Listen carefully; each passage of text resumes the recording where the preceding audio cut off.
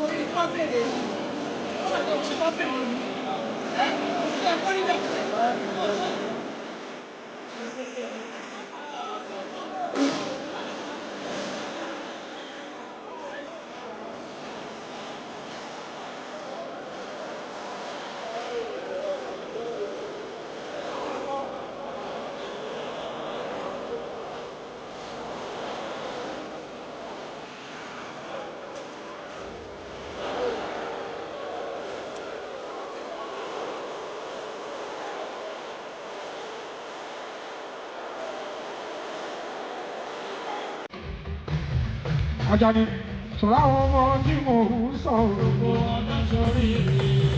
Kúrò àfọ́. Àwọn ọmọ tí mo ń sọ gbogbo ọ̀nà sórí. Bàbá láàánú ọkọ̀ àwọn arúgbó. Bàbá yọ̀. Báyọ̀ máa wọlé ọ̀rọ̀ bá. Àwọn ọ̀dàlẹ̀ sọ jẹ́ náírà wọn ọ̀nà sórí. Adébáyọ̀ ọmọ Tìjání.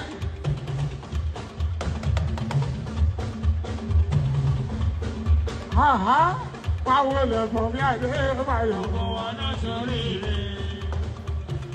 Bẹ́ẹ̀ni, ẹ̀yin lọmọ tó ń sọ lọ́wọ́lọ́wọ́.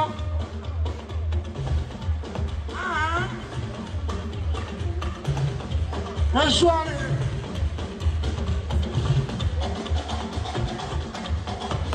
Ẹ̀tún wá lè fẹ́ ṣùṣú, òṣùṣú, mo tún wá lè fún ẹ, mo tún wá lè fún ẹ, mo tún wá lè fún ẹ, mo tún wá lè fún ẹ. Ara àwọn ọmọ tó ń sọ lọ́wọ́lọ́wọ́, òṣùṣú, mo tún wá lè fún ẹ, mo tún wá lè fún ẹ. Gbogbo yín pátápátá, Ọlọ́run tó bá mi gbọ́ yín sókè, kò ní rẹ̀ yín dàgbà lọ́wọ́ ọba. Fẹ́mi, happy birthday to you. Ọkú oríire, ọmọ Adébáyọ̀ ọkọ̀ Tàdùkẹ́. Adébáyọ̀ ṣáájọ máa ṣáájọ. Fẹ́mi ṣáájọ máa ṣáájọ máa. Bàbá Ọ̀yọ́ ṣáájọ máa ṣáájọ máa. Fẹ́mi ṣáájọ máa ṣáájọ máa. Ọkọ inú aládùúgbò ṣáájọ máa ṣáájọ máa. Ayinde Wasiu ṣáájọ máa ṣáájọ máa. Ṣábádà, Ibro Ṣábádà. Adébáyọ̀ ṣáájọ máa ṣáájọ máa. Èmi làwọn mú ọ̀la làwọn mú. Ókè náà. Agbára Fẹ́mi gangan ọmọ Adébáyọ̀ congratulations ó ti kó gbogbo wa léré sókè ó ti kó táyà sí wa lẹ́sẹ̀ ìwọ nìkan ló láyà aláya méje aláya méje aládùkẹ́ má fi bínú aládùkẹ́ má fi bínú aláya méje fẹ́mi aláya méje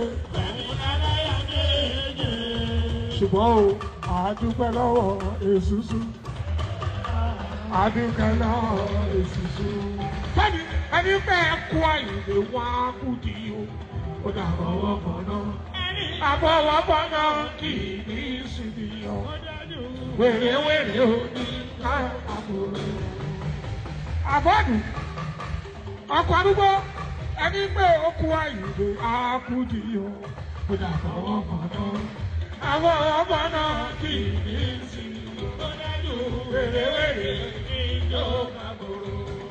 Gbogbo yín pátápátá Ọlọ́run ti bá mi gbọ́wọ́ yín sókè ẹ ò ní ìrẹ̀lẹ̀ lọ́lá lọ́rùn ọba. Ìdùnnú Nàìjíríà ṣàlẹ̀ jẹ́. Ìdùnnú Nàìjíríà ṣàlẹ̀ jẹ́ o. Ìdùnnú Nàìjíríà ṣàlẹ̀ jẹ́ o. Ibrahim Ṣàtá ó bà mí lálejò sínú ilé ńlá náà.